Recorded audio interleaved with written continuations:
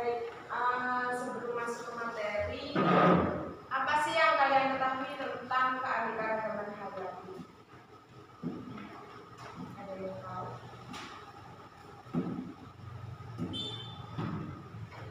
Ya.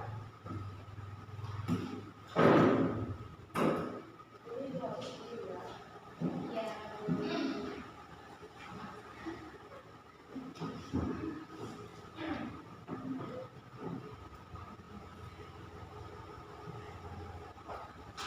Materi yang akan kita pelajari pada hari ini yaitu tentang keanekaragaman hayati.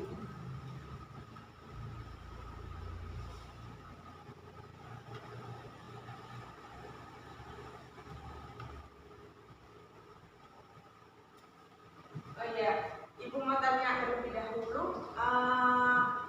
Di dunia ini kan banyak sekali makhluk hidup yang hidup di bumi ini, baik itu manusia, hewan, dan tumbuhan. Nah, dari makhluk hidup tersebut kan memiliki perbedaan-perbedaan satu sama lain. Nah, dari situlah perbedaan yang disebut dengan keanekaragaman hayati. Bahkan tumbuhan sesama tumbuhan pun memiliki perbedaan. Materi yang akan kita pelajari pada hari ini yang pertama yaitu tingkat keanekaragaman. Boleh ditulis? Tulis dulu. Ya.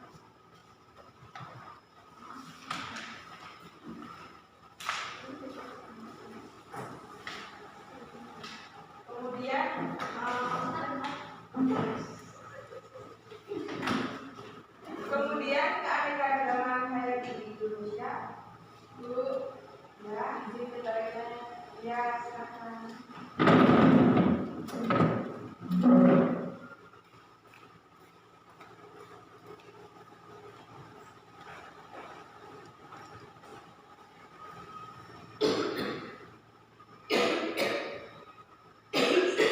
Dan yang ketiga yaitu ancaman dan upaya pelestarian keanekaragaman hayati.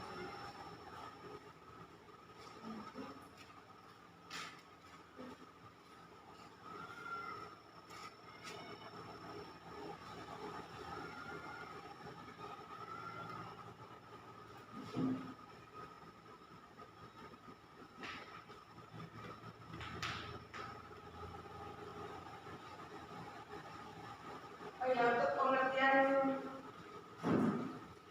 keanekaragaman hayati sudah selesai kan?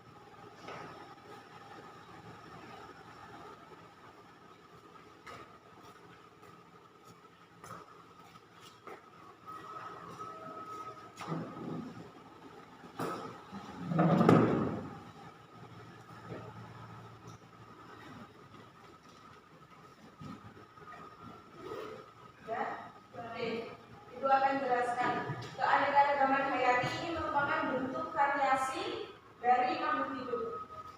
Yang pertama yang akan kita bahas yaitu tentang tingkat keanekaragaman. Tingkat keanekaragaman hayati dibagi menjadi tiga. Yang pertama gen, yang kedua jenis atau spesies, dan yang ketiga ada ekosistem.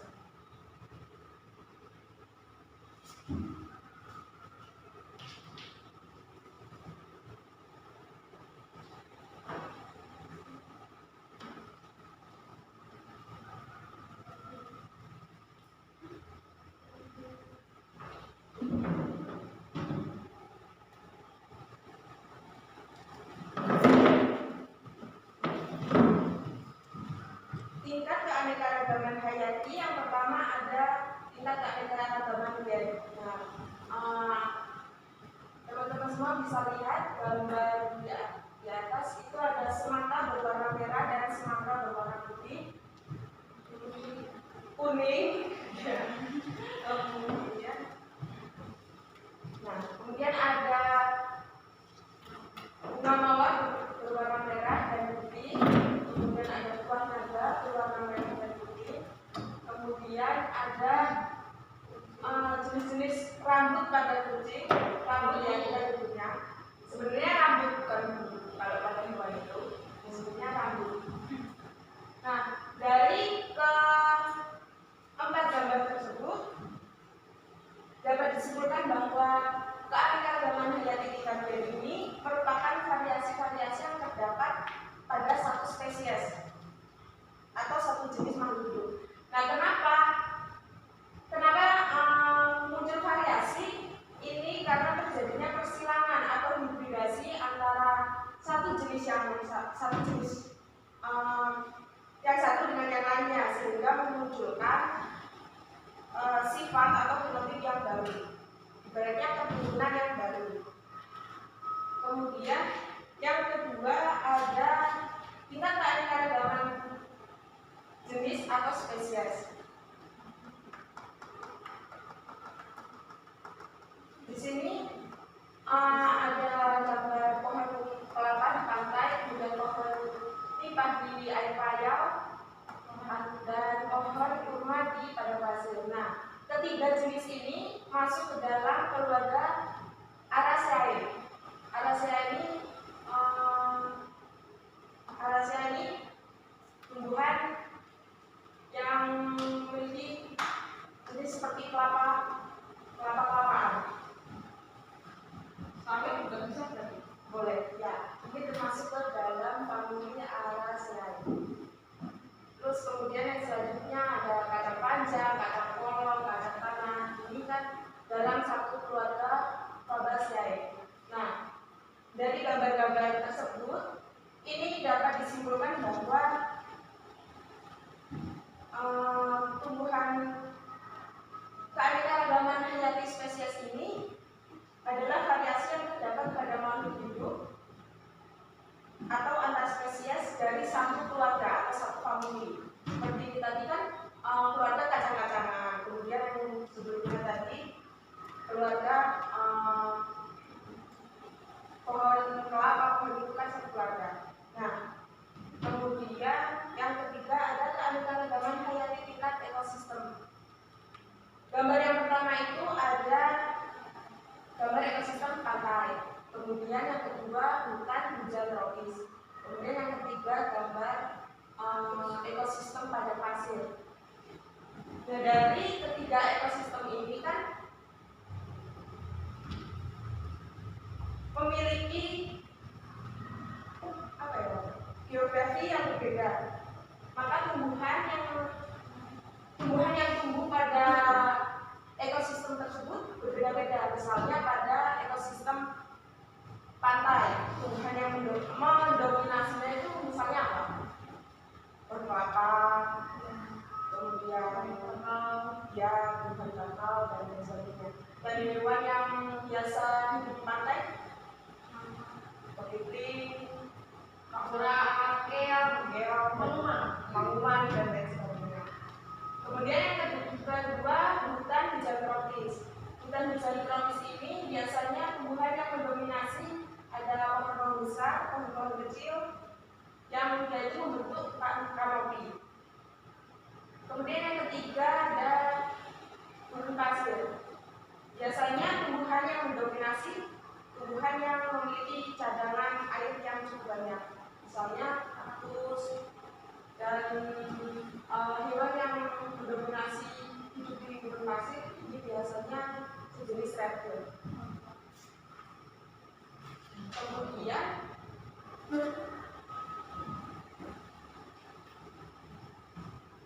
dapat ditarik kesimpulan bahwa keanekaragaman hayati tingkat ekosistem ini terjadi karena adanya interaksi antara makhluk hidup dengan lingkungannya. Dan selanjutnya materi keanekaragaman hayati di Indonesia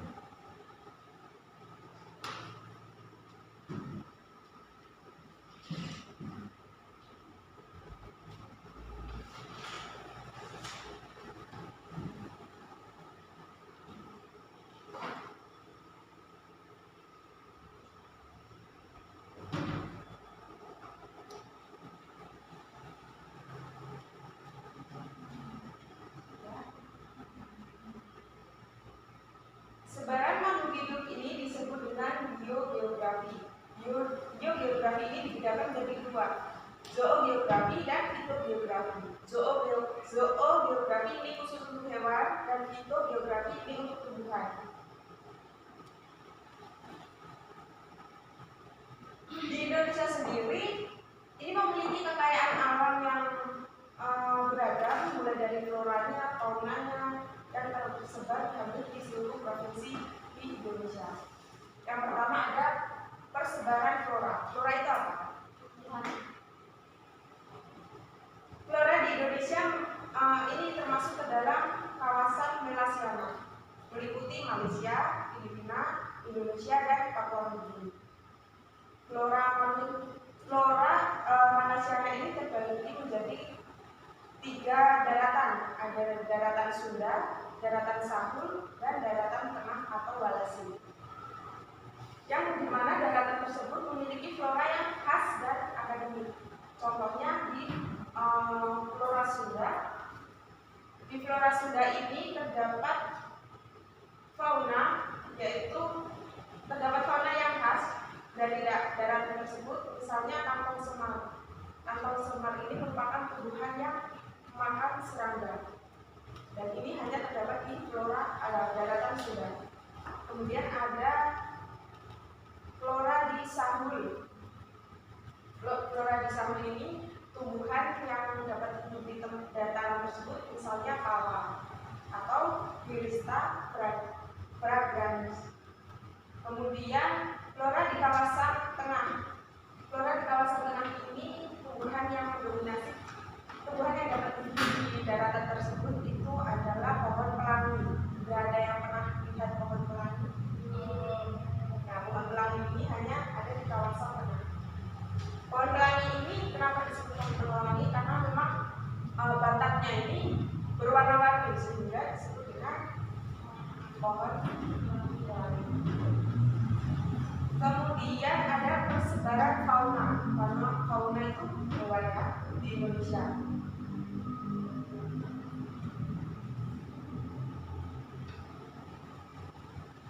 Untuk persebaran fauna di Indonesia ini dibagi menjadi 3 berdasarkan garis Wallace, garis Weber, dan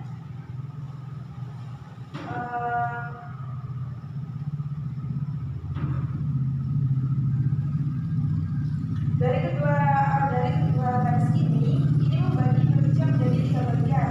Yang pertama bagian oriental, kemudian bagian peralihan, dan bagian Australia.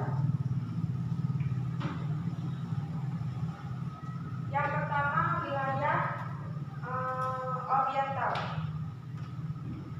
Wilayah oriental ini meliputi daerah Sumatera, Jawa, Bali, dan Kalimantan. Nah, biasanya hewan yang berada di wilayah tersebut ini memiliki karakteristik yang sama dengan hewan yang berada di daerah Asia. Contohnya itu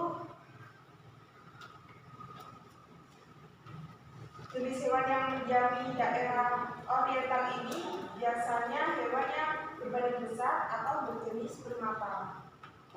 Kemudian yang kedua ada wilayah Australia. Wilayah Australia ini meliputi Papua, Maluku, Nusa Tenggara, dan Sulawesi. Nah, biasanya hewan pada wilayah ini memiliki jenis yang hampir sama dengan wilayah di Australia, karena memang wilayah-wilayah di Indonesia ini memiliki perbatasan dengan Australia, sehingga fauna-fauna yang ada di daerah tersebut memiliki kesamaan dengan hewan yang ada di Australia. Contohnya itu hewan yang memiliki kantong. Jadi hewan yang memiliki kantong ini tidak hanya terdapat di Australia, di Indonesia pun ada. Akan tapi masih ada perbedaan di antara hewan yang memiliki kantong di Indonesia dengan hewan yang memiliki kantong di Australia. Kemudian wilayah yang ketiga ada wilayah peralihan. Nah,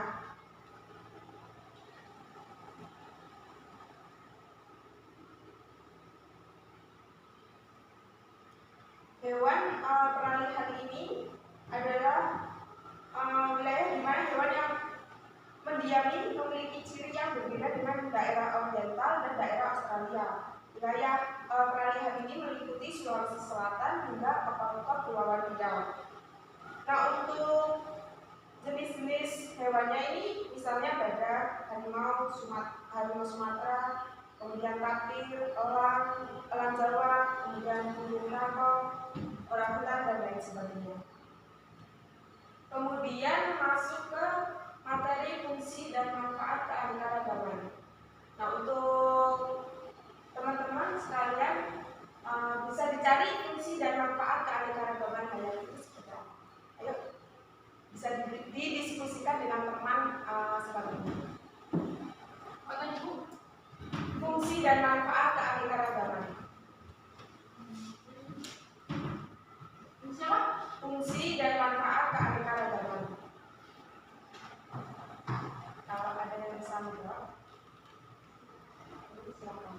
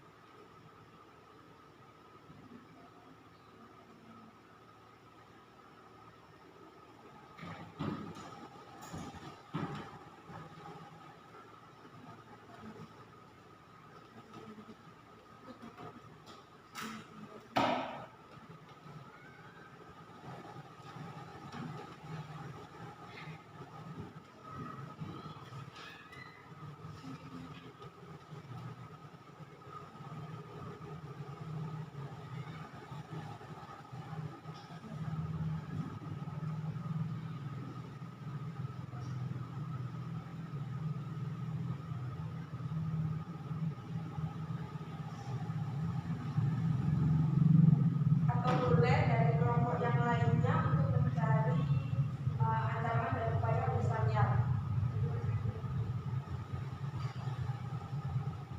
Nanti boleh perwakilan kelompok maju ke depan. Ancaman dan upaya pelestarian keanekaragaman. Jelas ya? Enggak disebutkan saja apa saja ancaman kerusakan keanekaragaman hayati sama upaya pelestarian.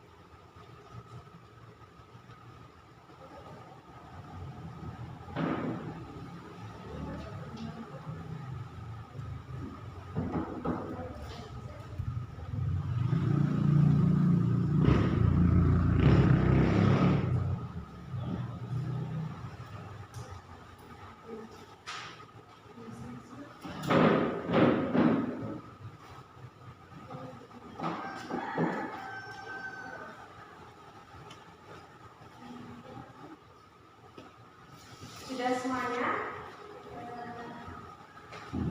Dari perwakilan yang mencari materi fungsi dan manfaat keanekaragaman. Yuk, perwakilan kelompok.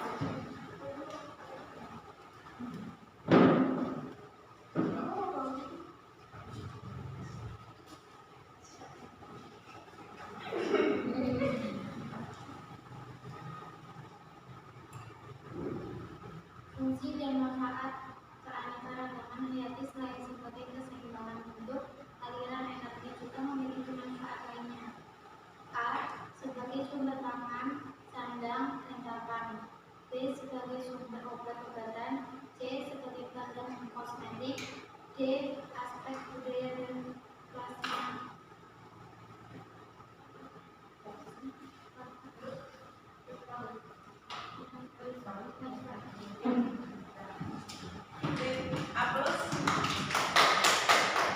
Untuk yang kelompok selanjutnya yang bahas tentang ancaman keanekaragaman hayati,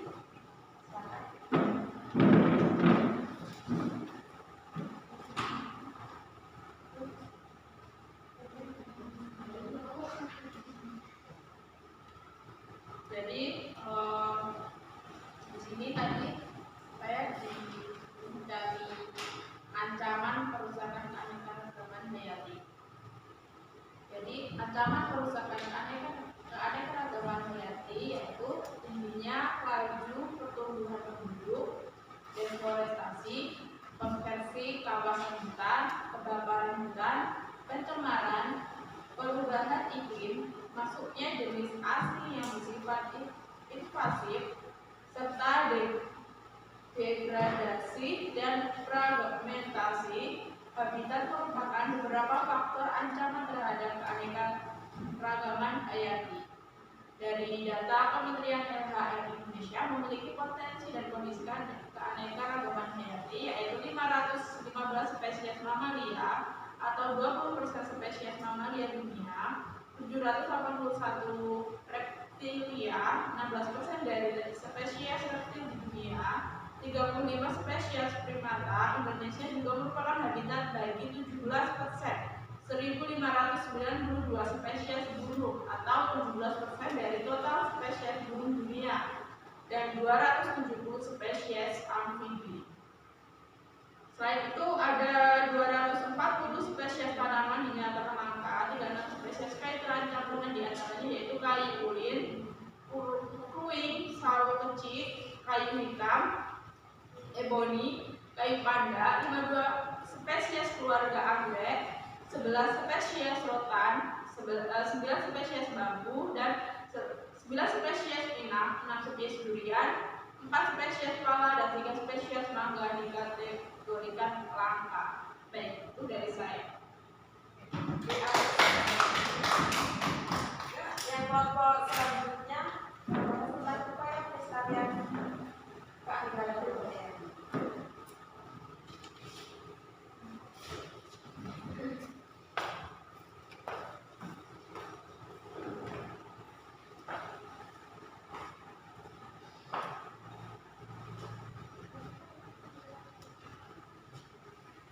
Di sini saya akan menjelaskan tentang upaya pelestarian keanekaragaman hayati. Tadi kan kita sudah belajar ya, keanekaragaman hayati di Indonesia ini sangat banyak, seperti mikroba, tumbuhan, dan hewan. Namun tidak sedikit hewan dan tumbuhan di Indonesia ini terancam punah. Nah, untuk upaya melestarikannya, ini ada beberapa cara. Yang pertama yaitu cara melestarikan hutan. Itu yang pertama melakukan penghijauan atau reboisasi, melindungi dan menjaga habitat di hutan, menerapkan sistem tebang pilih, menerapkan sistem tebang tanam, melakukan penebangan secara konservatif, mencegah kebakaran hutan, tidak mencoret-coret pohon di hutan, tidak membuang sampah di hutan, menghemat penggunaan kertas, melakukan daur ulang kertas, melakukan seminar pelestarian hutan. Ada juga cara menjaga hewan, yaitu yang pertama memperhatikan alam, mempelajari hewan, membangun tempat perlindungan, membangun tempat rehabilitasi, dan yang terakhir melalui program pembangunan berkelanjutan. Sekian, terima kasih dari aku. Nah, tadi Mbak Nanda menjelaskan tentang upaya pelestarian keanekaragaman hayati. Yang disampaikan tadi cukup baik. Ada tambahan dari saya, bahwasanya upaya pencegahan untuk upaya pelestarian keanekaragaman hayati ini bisa dilakukan dengan dua tahap. Yang pertama, melalui konversi in situ dan konversi ex situ. Apa sih itu konversi in situ? Konversi in situ ini merupakan sesuatu yang dilakukan dengan cara pelestarian di habitat aslinya. Kemudian untuk konversi ex situ ini dilakukan dengan cara pelestarian di luar habitatnya. Baik. Diskusinya cukup baik untuk jawaban masing-masing kelompok. Ibu ada pertanyaan?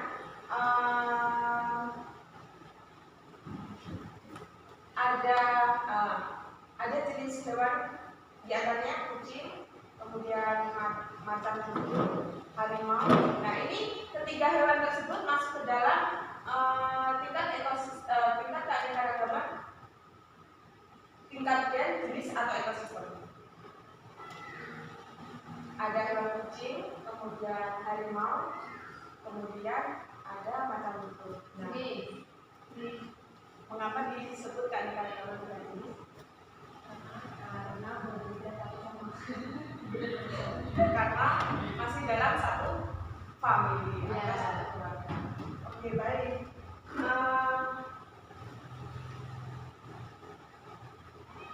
Sudah cukup materi kita pada hari ini. Oh ya, ada tugas untuk pertemuan selanjutnya, yaitu mengamati keanekaragaman hayati di lingkungan sekitar masing-masing. Nanti Ibu akan bagi lembar LKS, lembar kerja siswa. Bisa dikumpul pada pertemuan selanjutnya ya.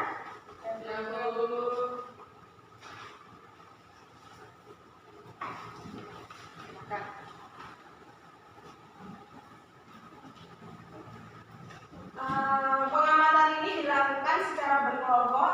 Kelompok yang tadi boleh dikumpul minggu depan. Jadi dapat ditarik kesimpulan bahwa keanekaragaman hayati ini merupakan bentuk variasi dari makhluk hidup. Untuk tingkat keanekaragaman hayati ini dibedakan menjadi 3, apa saja? Gen, jenis, atau spesies, dan ekosistem. Baik. Cukup sekian pertemuan kita pada hari ini. Silakan pelajari materi selanjutnya, yaitu tentang protista. Kita ketemu minggu depan. Baik, ada pertanyaan? Cukup. Baik, Ibu hadiri.